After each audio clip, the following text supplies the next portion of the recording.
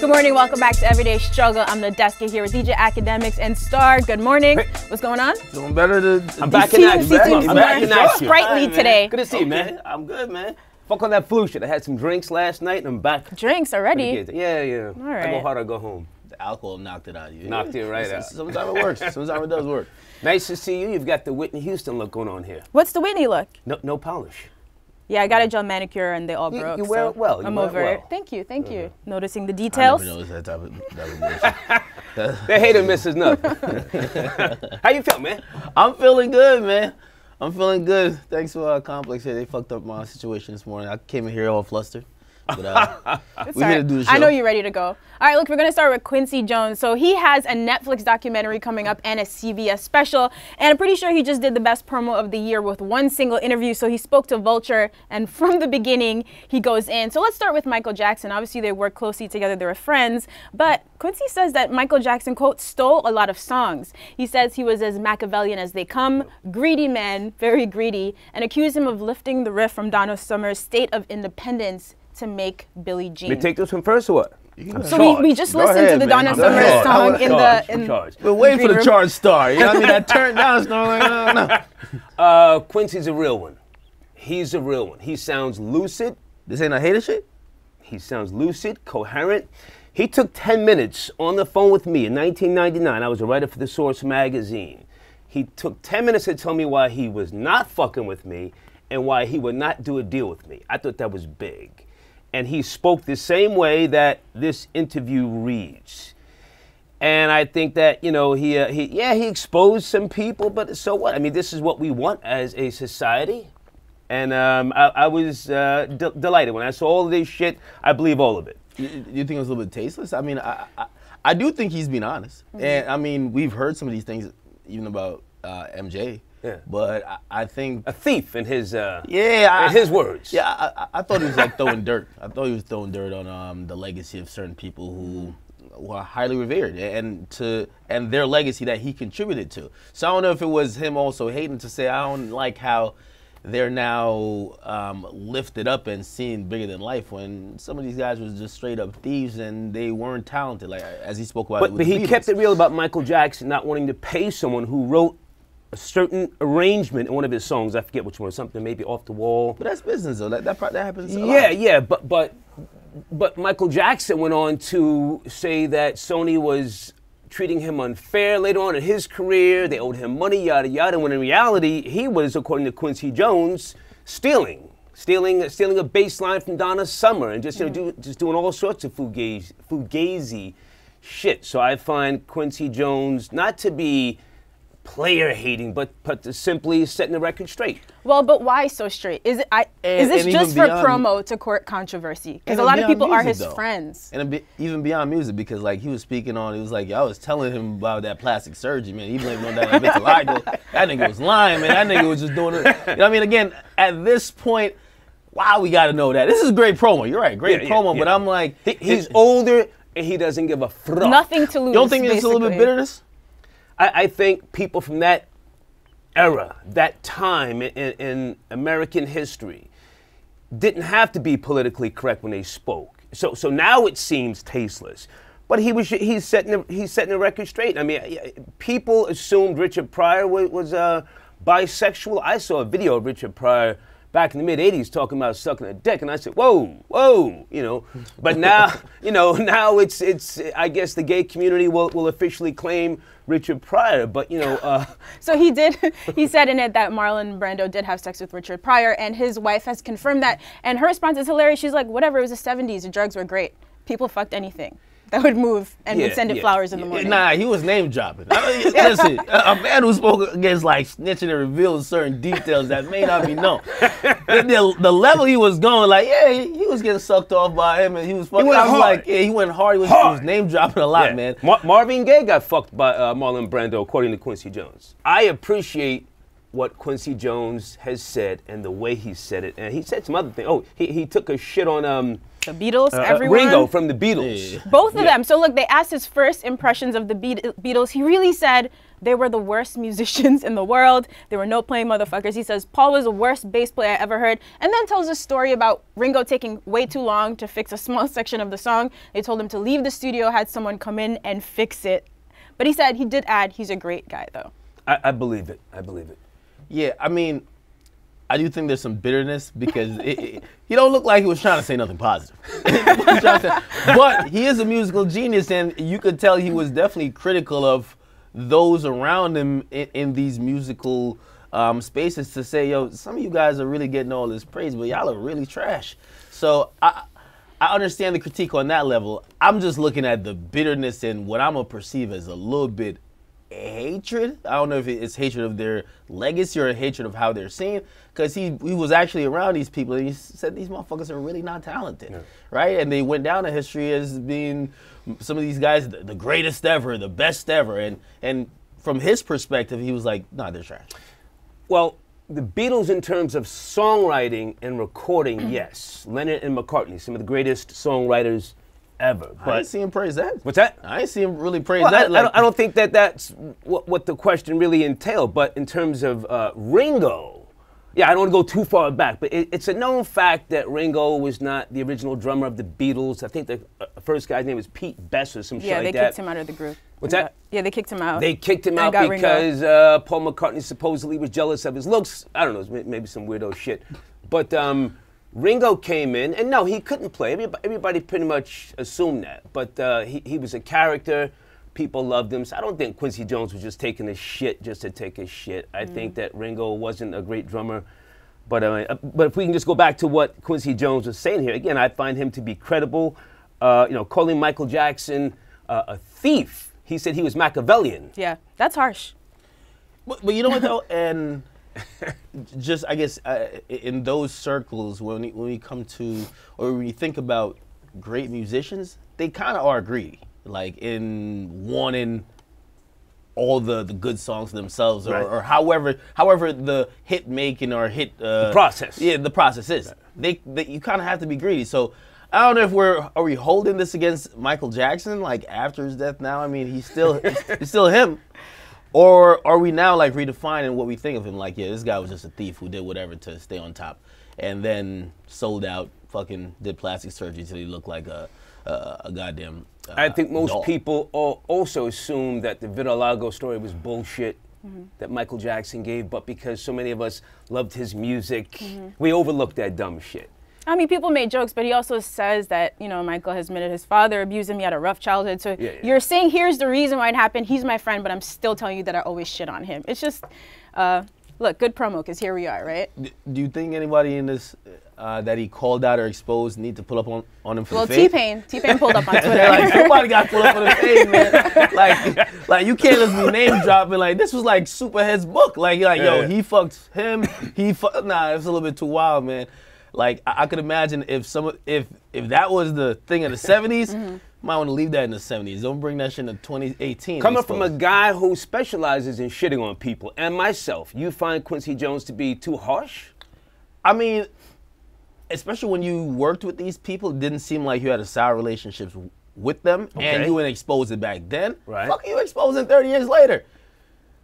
Because the doc is coming. Okay. I mean, I trust me. I hear you, but if me and you work on a show now, trust me, in 5 years, I ain't got no untoast. If I ain't speak on it tonight on Twitch, it's not gonna happen.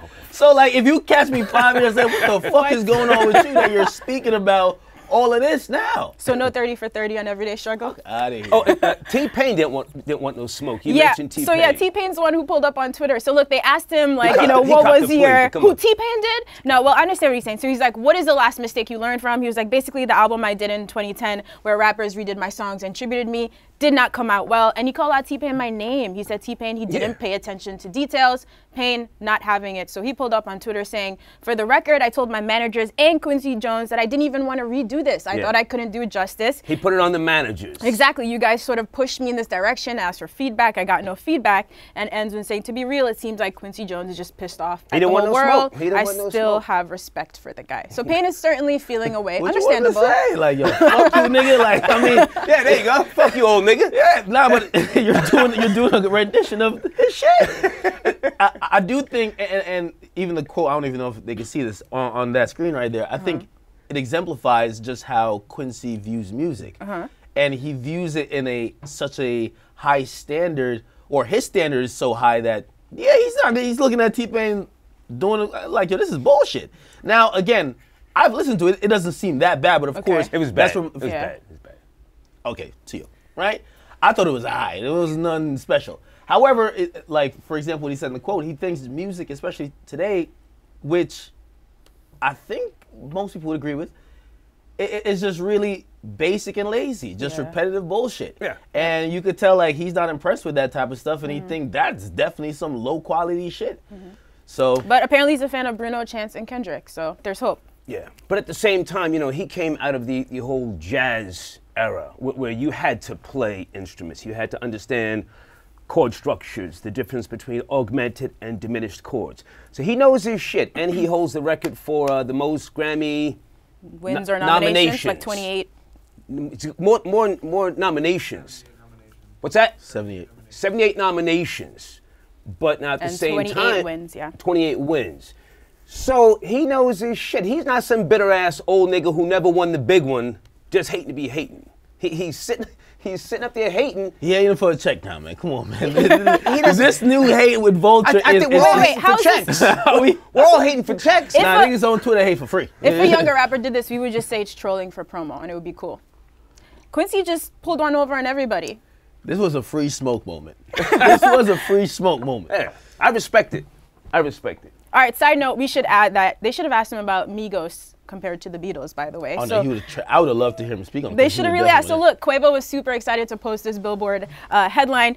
So they have finally tied the Beatles for the most simultaneous entries on the Billboard Hot 100. So 14 songs, 14 Migos songs are on the Billboard Hot 100 right now, 13 from Culture too. They're really inching up on the Beatles. They really might be better than them. So maybe in the next Quincy Jones interview, we can ask the next one. All right. Are we just saying that and just like moving on? Go ahead. Talk about it. I don't want to sound like no hater or nothing like that, but we got to understand it's kind of easier to like make the charts now, right? We got to understand that putting records out before and having 14 records simultaneously on the charts, it was a much harder process. The labels had to push it way more. Now you get a hot project, Drake's shit went up and all the songs started. The whole album charted. That's some... again, I'm not knocking it. Look, Quavo's really proud of this. You just... No. He should be proud of it because it's his time. I'm never knocking him for having his time. But we got to stop comparing different eras. It's the same thing. I don't even like when they compare LeBron and MJ. Yeah. Like two different eras. Like this player is built differently. Like the game is different. Yeah. And MJ played in a whole different era where certain things wasn't important. That's important now. Accept them for what they are. They're having their moment. Fuck the Beatles. They don't need to be the new Beatles. No, for real. They don't need to be the new Beatles. They're the Migos. You get me? And again, we love to do the comparison thing. Even I love to do it because we like compare what we're seeing now to what we have seen be great. But I think some of these comparisons aren't You have to know really that I'm right. kidding, right? There's no way that I'm seriously comparing the Migos to the Beatles. I know, but sometimes, you know what I mean, those little headlines, like Billboard put that headline out, like, yo, he ties the Beatles. Now, you know what I mean, like, everyone's like, yo, this I knew Quavo was really snapping. I think we're so greedy as a society, those types of comparisons are always going to continue, especially in sports, concert attendances, movies and shit like that. It's never going to stop. I mean, I hear what you're saying, but it's never going to stop. Yeah. But the Beatles are, not the Beatles.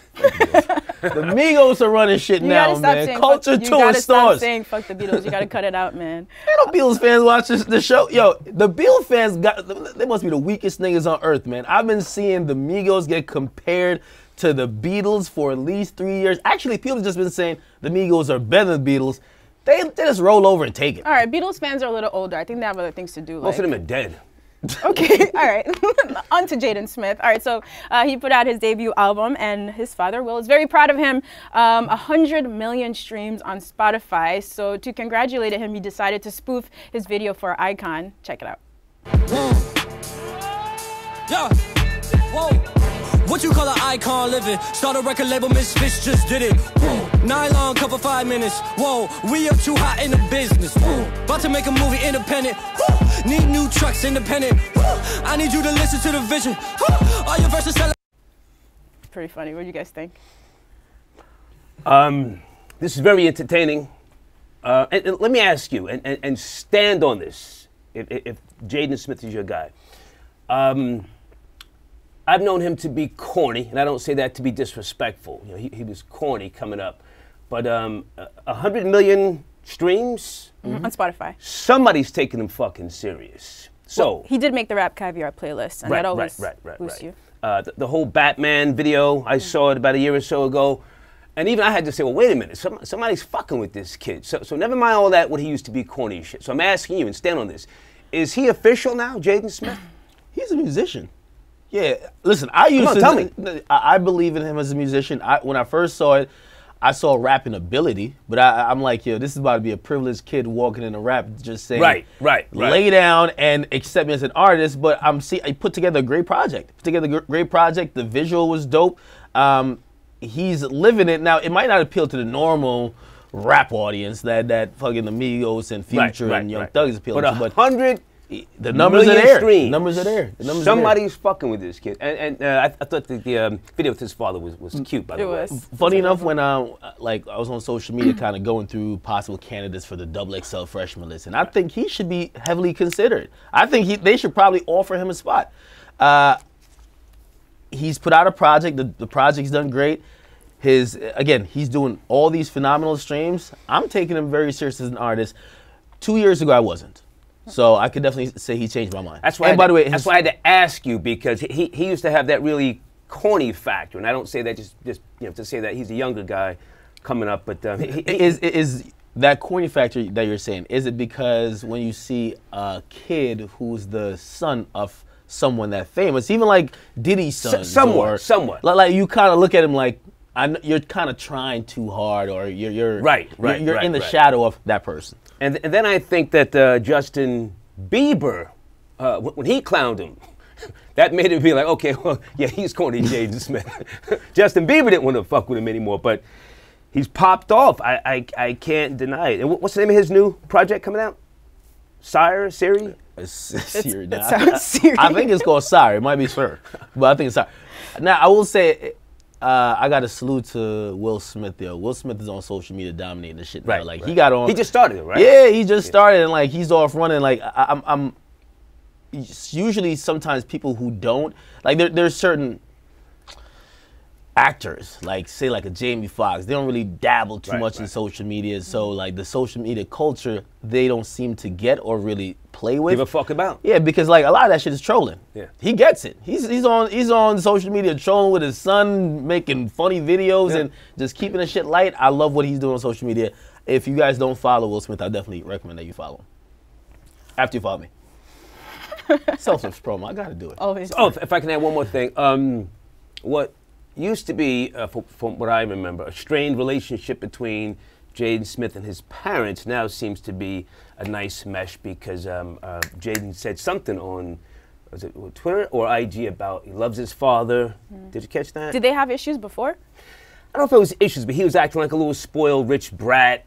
You know, he was doing a lot, just doing too much. But now it seems like since Will Smith trolled his video, Icon, now all of a sudden Jaden is, well, not now all of a sudden, but he said some nice things about his dad.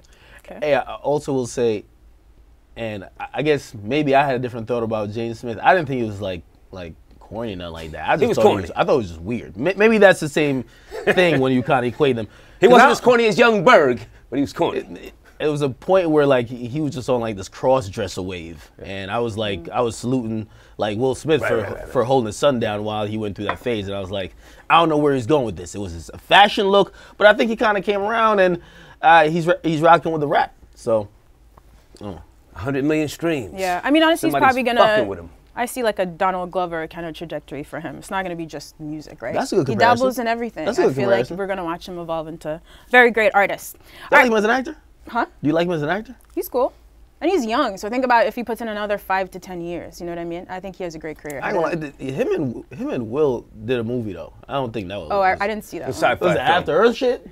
Oh man, that shit was not the one. They should have kept that shit downstairs in their basement. You know Yo, what I mean? everyone has a few misses. It's all good. It's all good, man. He's out here doing a lot though. I will say, and I think this is why he'll always get knocked, even though we're giving him props now.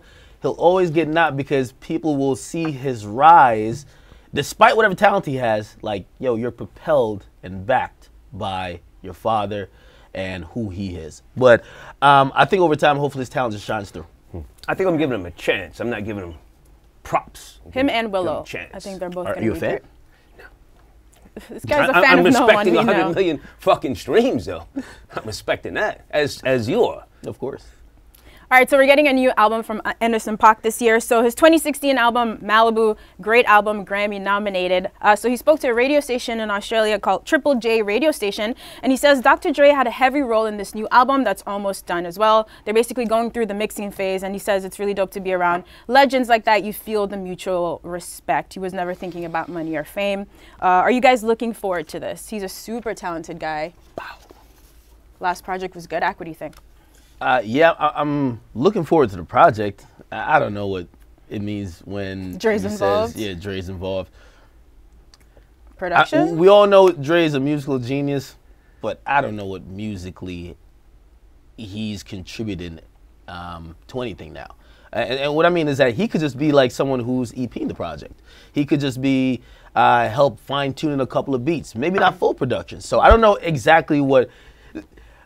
I've seen so many artists. The Game, who was one of my favorite rappers, he used to do that a lot. Wow. He used to say, Dr. Dre's involved in my project. Dr. Dre tweaked 2 drums. You know what I mean? So the extent of his involvement might vary. So I look towards the person who's actually dropping the project. Do I like you and do I want music from you? Yeah, I want music from him. So seeing Dr. Dre's name on like a headline does nothing for me. But I am expecting some good music from him. I can honestly say I don't give a fuck. No. About the collaboration. This guy, Anderson .Paak, it's not like he's a young guy in his 20s. And How old is he? He's in his 30s, early 30s. He's talented, no ifs, ands, or buts about that. Right. But Dr. Dre, who I used to ride with, by the way, back during the whole East Coast, West Coast feud, I was with the West. I thought Dr. Dre was... You were the West? It's a lot. Music, Nigga, instrumentation. Hang on a second. And I thought that he was one of the best producers ever. He is one of the best. Not the greatest, but one of the best. And I think he shot his load, Dr. Dre. And I think that this guy, name-dropping him doesn't mean shit. I don't give a fuck. I don't think most people give a fuck. You guys are wilding. I think the fact that the detox took so long just shows that Dr. Dre lost his grip. Came. What's that? The detox never Exactly. But Compton came. Exactly. It's not like he just... Compton was great. He's but been the out here hype was always detoxed. This shit is coming, it's going to level everything. So I think that this collaboration at this point in time, I don't give a fuck. Y'all better put some respect on Yeah, Dre's name. no, trust me. I'm definitely. I don't think he shot his load, as you like to say, but I just don't think he is all the way in music right now. So because I don't think that, I don't think his involvement is going to be too heavy as we're seeing on the fucking. I mean, he said in that HBO thing that, look, his solo work, sure, he's not putting out a ton of that, but you see that he's always still in the studio. He's still making music all the time. So I'm sure he could give a lot of guidance to someone like him on creating a project. I wouldn't think that his input is useless. No, I ain't saying it's useless. I'm just saying, is he going to be really committed? It's hard to be committed to some shit like for like 30 years straight, man. Exactly. So, exactly. If he's still doing that, kudos to him, and it's going to be amazing. But he's moved on to other shit, and I'm not knocking what he does or how he obtained what he obtained. We gotta get this straight out of the Straight Outta Compton sequel. For real. Dope. I don't think it's even. I want him to produce the soundtrack for that shit. Get the new rappers on it. I mean, see what's up. So you're hopeful, Dr. Dre. That's where you're hopeful. You don't fuck with Dr. Dre. I used to. I don't give a fuck now, and I can say that with a straight face. It's not. But is it just just hating just to hate? Is it because he hasn't delivered when you were? Well, I guess he promised certain stuff, like, hey, in the most respectful way, he shot his load. And there's nothing wrong with saying someone had their run, hell of a run it was. You think he's washed? You know, I don't like to say people are trash or someone's washed. I think that can be a shot is load is like the same thing. Shot is load means there's nothing left in the clip. Washed up. Call it what you like. I just think that as far as being a musician, he has not lasted the test of time. Versus somebody like a Rick Rubin, who has crossed certain boundaries, who's able to adapt, who's able to not only just adapt to the landscape, but who can also still pioneer shit. Dr. Dre he's stagnant, man. Yeah, I'm not gonna knock Dre, even if he's like been in the game such a long time and he's older. I mean, shit, we see someone who I think before like 2 years ago, especially with his coke fucking habit allegedly, right? Scott Storch. Like I see him up on Instagram. This nigga's making hit beat after hit beat every time he get on the piano. He got some basic ass drum move. He's there. Like fucking playing the shit on the piano. He fluently plays the piano. Scott Storch. That's the difference between a Dr. Dre and a Scott Storch. If we're talking about lasting, you know, and being able to continue to write music that charts, music that's relevant, that's the difference. He plays. You just said it. Yeah, but Dre could always get someone. Remember when Dre and Scott Storch worked together? He could get someone else to do the keys as well. Like he was great at programming drums. He knew what he was great at. That's what made him great. Right. I still think he could adjust. Okay, I think he shot his low, but okay. Respectful. There's a wildin'. And I don't give a fuck about the Anderson Pac collabo. All right, Big Sean's getting ready to head out on a new tour. It's called the Unfriendly Reminder Tour. And so he's trying something new. He's letting fans pick the track list for this. So he says, with the platform I had now, I thought it'd be perfect to revisit a lot of the old music as well as the new classics on my next tour. Going to give you guys the opportunity to pick my set list. Do you think this is something a lot of artists might adapt going forward? So usually when an artist has a new project out, even if fans go to see them, a lot of times you just want to hear the old songs, the classics. So what do you guys think of this strategy? I never cared for Big Sean. What does that have to do with this? No, hold on. Oh, no, you hold on. You asked me to go first. Okay. I've never cared enough about his craft, his flow. He came up through good music. I just don't give a shit.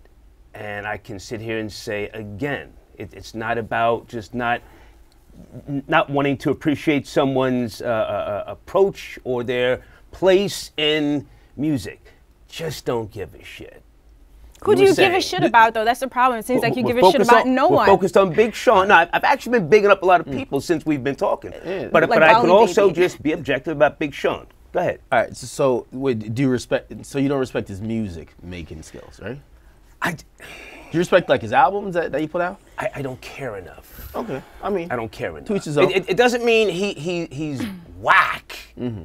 I just don't. And there's nothing for There's a lot of people who feel like that. It doesn't necessarily mean, oh, fuck you, get out of here. I just don't give a shit. He's asking people to help him with this tour. Okay, I wouldn't go. Interview the guy, nice guy. No issues, no problems, no fucking tension, because somebody will see this and say, oh, something must have happened. No, nothing happened. Just don't give a shit. I feel you. I'm a Big Sean fan. I've been one of the fans who's just been hoping he takes it to the next level. As far as the idea of getting the fans to pick your set list, I think somebody like, I would love for like Jade to do that. I would love for, I want someone who has like 20 plus hits to do it. Because sometimes you're right. They drop a new project and they got like 20 songs on it and they play like 8 classics. Like, and by the way, most artists, they do put out their set list now, even, or it gets out somehow that people, before you even go to the concert, you know it's going to be played. Mm-hmm. But you get some of the old stuff, the old classics, the hits, and then you get a bunch of the new stuff, and that's kind of a way of programming you guys to like the new album. So sometimes I want to hear the new album, I want to hear the old shit. But from Big Sean, he does have hits. I don't know if he has 20 hits. So I think it's interesting. I think other artists should adopt it. I don't know how it works. Allowing the fans to pick your set list for your concert. What he's doing is not innovative. It's not new. People have been doing that for years. Yeah, but I mean, at least with these new crop of artists, it feels new. Okay. I want to give a fuck about those old artists doing it, man. Now I want to see Kendrick do it. I want to see shit. If I could vote and pick what Kendrick is performing, I want to perform all those songs, nigga. I want you to perform Control. Give me all of Section 80. Yeah, I want to. We're gonna pick a whole different shit. That also brings fan engagement.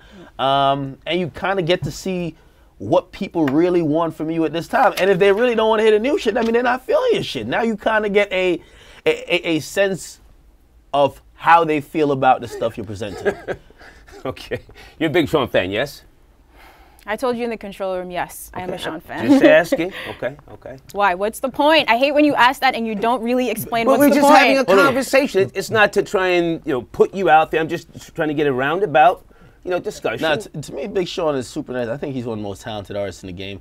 I just don't think he goes for the throne. You get me? Like, you hear Drake fucking drop a song where he's licking shots at everybody's neck. And then Sean, he'll act like he's about to square up. And then when somebody get in the ring, he'd be like, all right, man, I ain't trying to get suspended today. You know what I mean? So coming from a guy who trolls, you troll heavy. Do you think there's something wrong with someone saying, I just don't give a fuck about Big Sean? You think that's a diss, or that's just being real? No. Yeah, I mean, some people aren't for everyone. You know what I mean? Like, there's certain artists. It was a time that Pusha T shit just didn't do anything for me. I'm like, I'm like, I didn't. Well, I mean, again, what time was that? Like 2 years ago. What was Pusha doing 2 years ago that wasn't for you? No, it's just like his music. Once he went solo, right? Yeah, everything you put out was great. But it was great. No, nobody's knocking it. Nobody says it's not great. It just wasn't registering with me. Okay. Like, it wasn't the shit that made me like, oh my God. There you go. And again, it wasn't like a hatred type of thing. It's just don't give a fuck. No, well, in your case, it's totally fine for you not to give a fuck. I was just asking about what you thought about the tour strategy. You could have been like, that's garbage. But you went straight to, I don't give a fuck. About his tour, his endorsements. Nah, I ain't gonna lie. It sounds like you don't like Big Sean, though. What about his girl? He's with that's Janae the way I Aiko. express myself. I don't give a fuck. It could be a thumbnail. Matter of fact, you know what? I don't give a fuck about Big Sean so much to the point where the chick who he used to date, Naya Rivera. Yeah. She beat up her now almost. She gave them hands. Gave them the hands. And Big Sean put out some emoji that people found to be. He was responding to her. Funny or some she shit. Played him, He tweeted out a song and he also said, I told y'all so. This bitch crazy. And I was getting ready to click on this shit and I said, I don't give a fuck about this nigga. Fuck this shit. And I didn't even click on it. Yo, Big Sean from Detroit, man. I don't give a fuck. Yo, shout out to Sean. Yo, do your thing. Let's move on to the next one. Grade the bars. Man, stop it. All right, Star, we get your opinion. You don't fuck with him. Grade the bars. Trippie Redd, Tim Westwood. Let's take a look. Nowadays I really miss my fucking idol, so that's the title. I grab a Bible, pray for my rivals, dead on arrival. I swear this shit did me like a cycle. Bodies in piles, blood rivers resemble Niles. They need survival, they need to rehearse a recital. I just sit back and listen to old Wayne songs and get domed from a bitch while I brainstorm and spit flames while also making it rainstorm. You see I can't ignore it, and you niggas don't see it. It's in your brain to snore it, and you sleep on me. All right, Star, we know you care about Trippie Redd, so I'm gonna let you take this one away. Let's go. You did say Trippie Redd is one of the greatest storytellers of our time. That's right. Are you sticking to that? Yeah, absolutely. Him I give a fuck about. I think he... I give a fuck about him. Naturally talented. Executes well. And we have to go back. I have to say salute to Tim Westwood because we were... was either yesterday or the day before talking about LA Leakers, Funkmaster Flex, Cosmic Tim Westwood is one of the premier legends and still very much a leader by way of traditional hip hop. And he's from the UK, in case you guys don't know, but most people do. And he also provides that platform for people to freestyle, which is where Trippie Redd just did this. He's been an anchor for hip hop in the UK. Yeah. You've been to the UK? I haven't. Yeah? Mm-hmm. Yeah. I ain't never traveled there. The UK is serious about hip-hop, and they will let you have it if you're not up to speed on just the history of certain things. Anyway, so... You grading the bars? Yes. A-. Okay. A-. That's a pretty high grade. It's a very high grade. Ak? I'm going to go with a C+. Oh, wow, shit. Quite the disparity here, guys. No. Well, listen. What's not matching up? I want to say that I'm glad that he's rapping. I think a lot of the newer rappers and, you know what I mean, as I said, the term mumble rapper is so antiquated, but like... That doesn't apply to him. I know, no, but most of the rappers who, they thrive off melody, they're scared to go and just rap over a beat like that. That beat is no joke. That Family Feud beat is seriously no joke. he held his own. I'm not saying it's something spectacular that jumped off the page. I appreciate his bravery, and I really appreciate it more for the fact that he stepped up and he handled himself rather than probably saying, nah, Tim, I ain't doing this, man. Right. I ain't doing this. Which most people do say now. Like, yo, yeah, we ain't doing no freestyle. Yeah. I got a song for you, though, but I can't freestyle. It could go wrong. Yeah, Was it Trinidad James who had the notoriously terrible Westwood freestyle? Hey, and I do want to give everybody who is trying to freestyle. The Migos just did like a joint freestyle where all three of them were kicking bars. Again, I think missed that one. How was that? It was interesting. It's interesting. Listen, we're gonna have to redefine, and this is why even on the grading curve, right? Like I'm giving him a C+ because I'm thinking of Black Thought fucking ripping. Was it Funkmaster Flex freestyle? I think it was. And I'm like, I can't give him an A next to Black Thought now. You get me? So I'm grading against that curve, but maybe I could grade him against a different curve. Maybe get a favorable grade because I see him freestyling, the Migos freestyling. That's comparable. You get me? Great. Hey, So I hear got you. some notes over there. Yeah, I'm always writing notes. All right, so you're standing by the A- for this. Trippy Red. Next time we grade the bars, we're holding it up against the standard. Because you're big on Trippy Red. Me too. He's previewing a bunch of songs. He has collabs coming out this year with Drake. Right. Travis Scott, another one supposedly with Travis Scott. He has a lot of big names. Wayne. Yep. What do you think? Where do you think he's going? You're a big fan. I'm nobody's fan. I right. appreciate what he's doing. Slow that shit down. No, I do want to ask you something. You're trying to suck his shit. Slow down. I do want to ask you because You just asked me a question. Okay. Finish the fucking question. Go ahead. All right. I don't know. I hope it's not too many collaborations because I like what he does on his own. So I hope that the spreading himself thin doesn't dilute what I and others already appreciate. Does that answer your question? Yeah, no, that's a good answer. I ain't gonna lie. I definitely think Drake and Travis probably like brought him into get that wave. Okay. It's a young nigga wave. Okay. You did say he's the greatest storyteller. I said he's one of the best right now. Trippy Red. What story he told? He's telling the story of today's generation, the pulse of the nation. Again, he's got a track, well, a bunch of tracks. But if I have to point to lyrics per se, I can't sit here and just just a story. Lyrics. Just a story, like a song that tells a story. Be like, he's telling me some. I appreciate where he's coming from. He's got a track with Bali Baby called Whoa. In the beginning of the track, he says, "Wake up and fuck your bitch before I pee. Wash my hands, brush my teeth," something like that. It's entertaining. It's how a lot of young people think, in my opinion, today. Does that answer your question? Riveting story. That's a riveting story. I like it. Story solid already. It's a very Wake up, common brush my story. teeth and fuck my bitch. Yeah. I get it. Okay. Legendary. Why do you like Trippie Redd? I think melody-wise, he is phenomenal. He, in comparison, a Young Thug who uses his voice like an instrument, a Uzi who does really great things with melody. Trippie Redd also is in that lane. Also, but he ranges to rock, emo, and I think that those ranges, which go beyond hip hop, and it's usually over like trap beats and shit like that, it's so diverse that he has his complete own lane. So I think he's super talented. But I don't know if it's storytelling. You know what I mean? I just like him singing about. He got a song Dark Knight Demo. He's like, he just wake up and count his racks. Yeah, that's shit I want to hear from Trippie Redd. It's the story of today. All these racks bumming in, you know what I mean?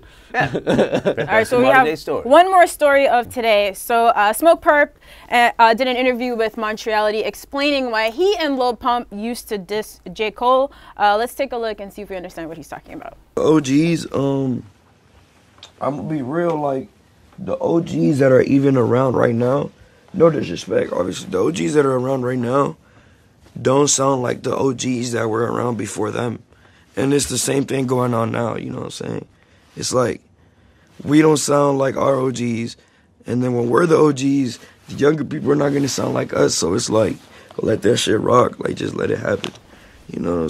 Okay, he makes good points in this interview, right? I understand everything that he's saying. What I don't understand is how this explains them saying, fuck J. Cole. You got to take the lead on this one. I'm not so much in the loop on where he's coming from. I'm hip to Smoke Perp, but they've said it in tweets, sort of like, fuck all that lyrical shit, I'm better than Cole. I think you don't have to be like your OGs, but I don't understand why you have to disrespect them. So I completely got what Perp was trying to say.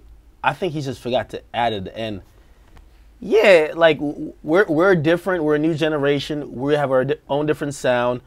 We do want our respect too. And yeah, we fucking trolled. That we're trolling everyone else. He was trolling, and there's no way to explain. Is there a difference between trolling and disrespect, or we're just gonna? Those words are the same thing now? Oftentimes, trolling is disrespect. Yeah, the two coincide. Right? So there's no line. No, there's almost no line now. Like, to be honest, the troll works better with disrespect. So, again, when they first started doing it, I remember even doing a story on Lil Pump where I slammed him on YouTube. I was like, why would you get at J. Cole like this? Or why would you even disrespect someone like this? Especially knowing, like, you would hope to your career be that successful at some point. Honestly, for him, it was about the conversation. So the disrespect is getting people like you and me to talk about it, people who may not be in tune with his music.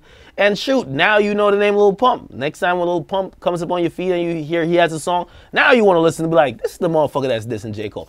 So he did it for trolling purposes. It worked in terms of marketing, I guess.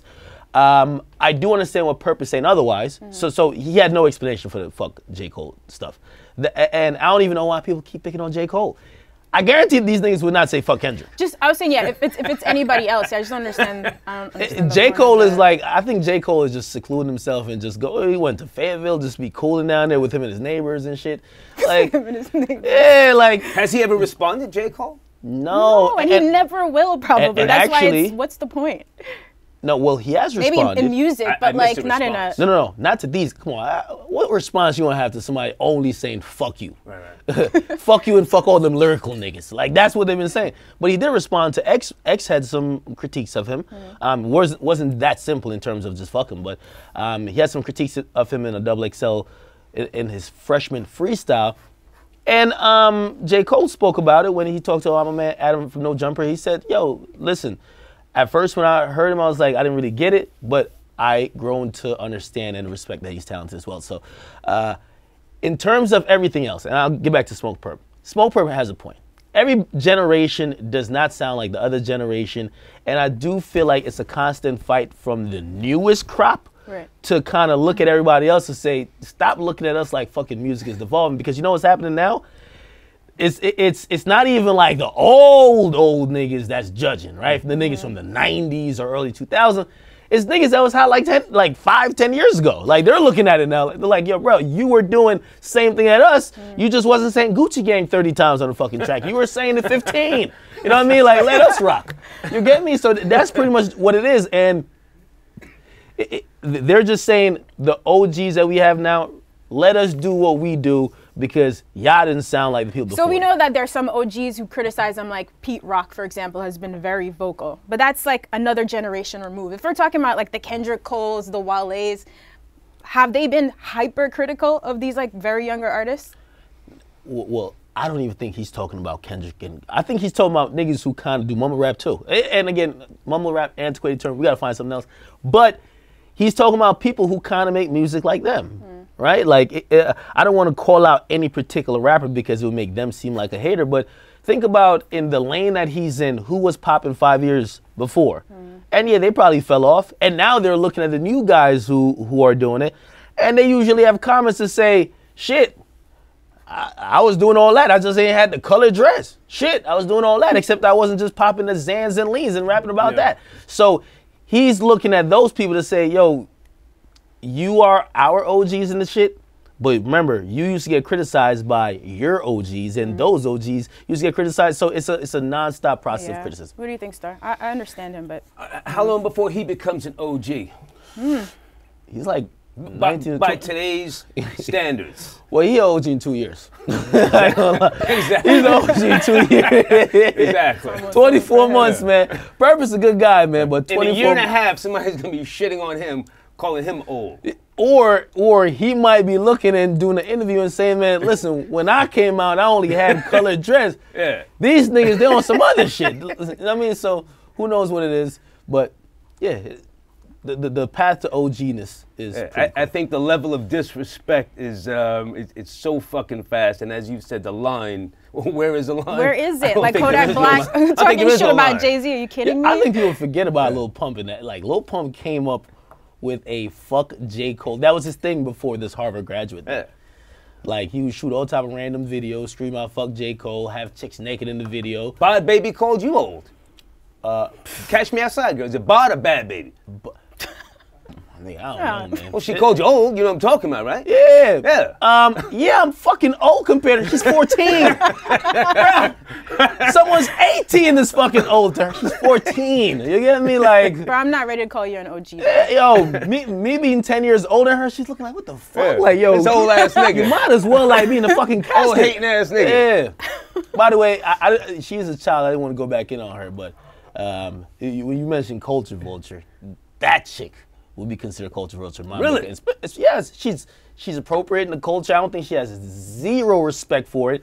She's benefiting from it, and I ain't knocking the fact that she is, but I do think her demeanor of how she moves within it and just how she reacts to anyone who even tries to give her advice, it reminds me of Iggy Azalea, except with the worst attitude possible.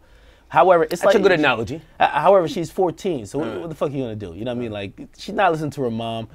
It's only so hard you could go on a child. Yeah. It's a child. You get me? Let's take it easy. Yeah, let's take it easy. So we're gonna touch on Meek Mill or what? But when she hits 18, though, yeah, let's her the fuck out of here. Yo, just some love. Some good news for Meek Mill finally. So look, he's still locked up, unfortunately. But after the Eagles won the Super Bowl, his Dreams and Nightmares intro saw a crazy spike, 1.4 million streams a day after the Super Bowl. Good look for Meek. Is this already the start of his comeback, although he's not even out yet?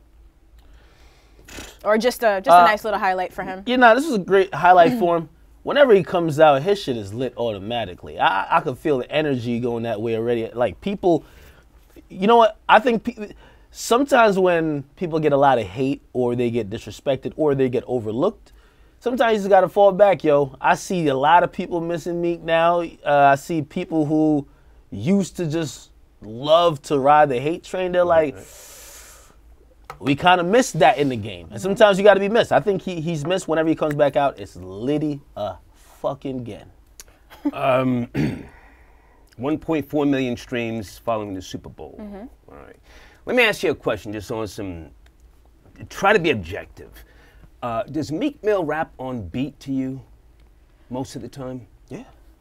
On beat? Yeah.